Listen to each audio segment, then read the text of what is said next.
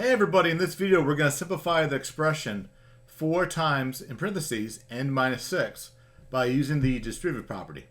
Alright, so first of all, come over here and grab a marker of your choosing.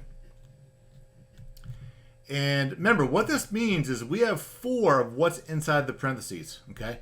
So inside the parentheses we have an n minus 6, so we have 4 of those, okay? So what you do is you distribute the 4 to the n. Okay, so 4 times n is going to be 4n. And then we're going to distribute the 4 to the negative 6. So 4 times negative 6 is negative 24. So our final answer is 4n minus 24.